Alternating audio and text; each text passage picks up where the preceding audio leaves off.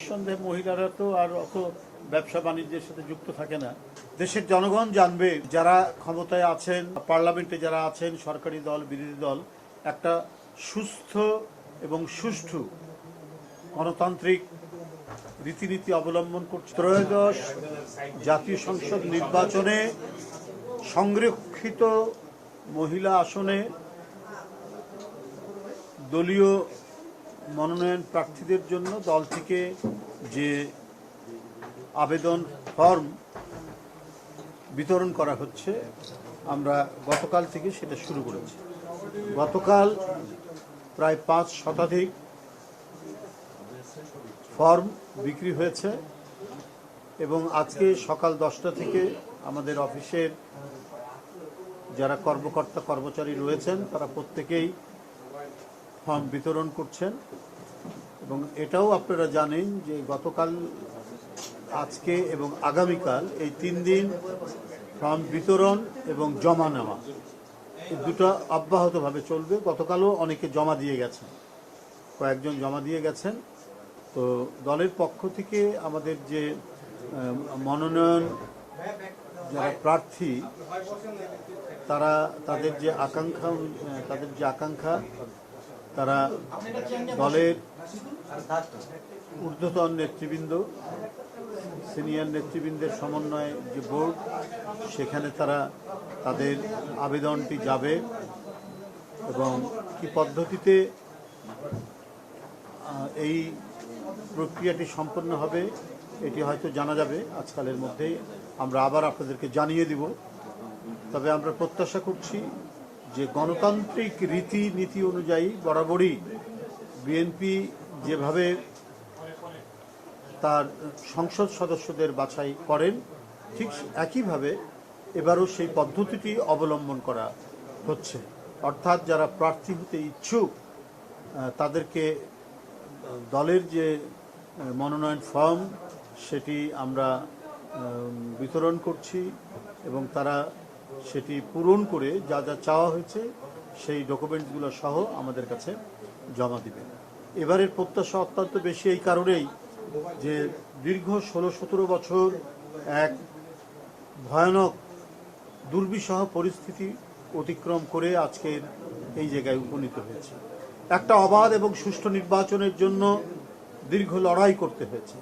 15-16 বছরের লড়াইয়ের পর আমরা গণতান্ত্রিক চর্চা, রীতিনীতি এবং এটি অনুশীলন করার যে পরিবেশটি পাওয়া গেছে সেটির সর্বোচ্চ ব্যবহার আমাদের করতে হবে।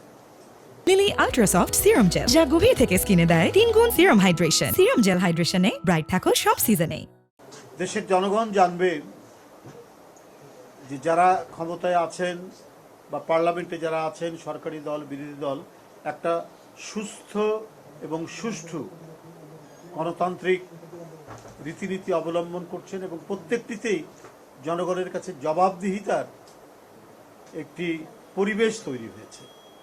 তো সেটা অত্যন্ত দক্ষতার সাথে বর্তমান যে পার্লামেন্ট এবং অন্যান্য যে জনপ্রতিনিধিদের যে ইয়েগুলো রয়েছে, জনপ্রতিনিধিদের নিয়ে যে প্রশাসনিক সংস্থাগুলো রয়েছে, অর্থাৎ জেলা পরিষদ চেয়ারম্যান, উপজেলা পরিষদ চেয়ারম্যান, ইউনিয়ন পরিষদ চেয়ারম্যান, পৌর মেয়র, এগুলো প্রত্যেকটাই আপনার জনগণের ভোটে তারা নির্বাচিত হবেন এবং জনগণের ভোটে নির্বাচিত হলে তারা জবাবদিহি করবে।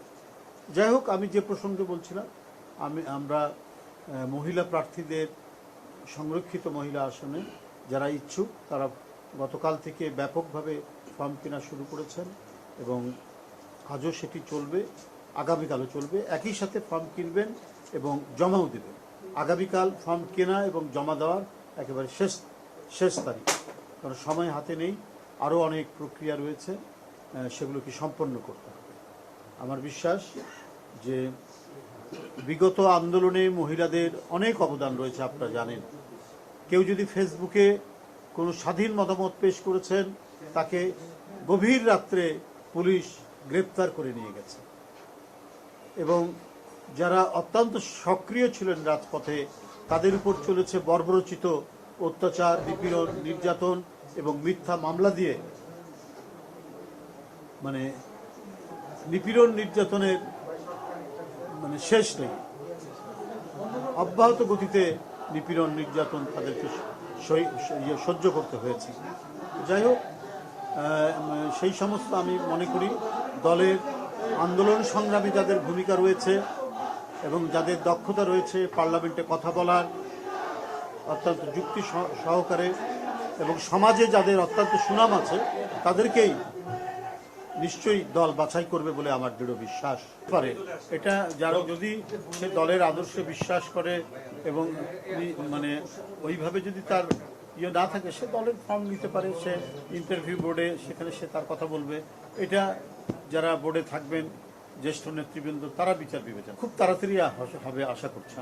আমার যতটুকু মনে হয় যে খুবই মানে শীঘ্রই মানে দলীয় প্রক্রিয়াটা সম্পন্ন হবে, কারণ সামনে আবার নির্বাচনী ইয়েগুলো আছে, যারা মনোনয়ন পাবেন তারা নির্বাচন কমিশনে তাদের কাজ আছে, সেখানে মনোনয়নপত্র জমা দিবেন।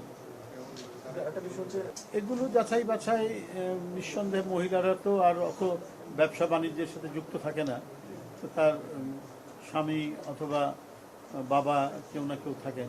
তা আমার মনে হয় যে আর মহিলারা খুব একটা ইয়ের মধ্যে আমি যতটুকু দেখেছি আর কি অপকর্মের সাথে যুক্ত থাকে না। তারপরেও এই বিষয়গুলো তারা দেখেছেন, সংবাদপত্রে দেখেছেন যে তথ্য গোপন করাটা এক ধরনের অপরাধের পর্যায়ে পড়ে। যে তথ্যগুলো চাওয়া আছে তারা সঠিকভাবে সেটা দিবেন আশা করছি, এবং সেই ক্ষেত্রে এটা তার ব্যক্তিগত, আমি বলেছি ব্যক্তিগত সুনাম তো এর মধ্যে পড়ে, তথ্য গোপন করলে তো তার সামাজিক সুনাম থাকবে না। তো সেই ক্ষেত্রে যা যথার্থ, যা সঠিক, যা সত্য সেই তথ্যটাই তারা দেবেন বলে